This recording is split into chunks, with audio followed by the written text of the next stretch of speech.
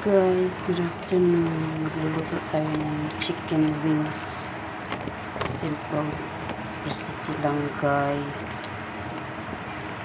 Nababad ko na to sa light soy sauce, dark soy sauce, sugar, wine, and oyster sauce.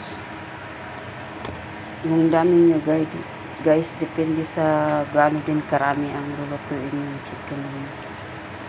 30 minutes na siya nakababad.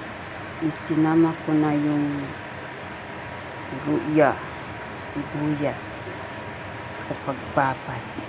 Tapos ngayon, matik na guys. Lagay ko na lang siya sa kaldero para pakuluan ng 30 minutes. Yung kaldero pala, lagyan ko ng spring onion lalim para hindi magdikit. Kunti man lang siya, konti-konti. Hindi ko siya ma-demonstrate mula umpisa guys, kasi si Lola balik-balik tanong ano yan, anong nilalagay mo dyan.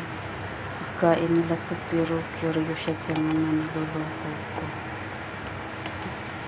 Ganyan lang siya guys. Dapat prito po sana yan. Kaya lang request ng bata. Soy sauce lang daw.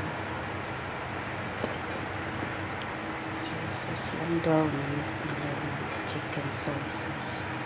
Tagal-tagal na kasi ako hindi nagluluto. Tapos isama ang sauce. Naghugas ako ng kamay guys ha. Malinis yung kamay ko. Yan lang. Tapos pakuluan ko siya. Pag kumulo na, ilagay ko sa mahinang apoy for 30 minutes. Ito na siya. Thank you for watching guys. Isa lang naman dito.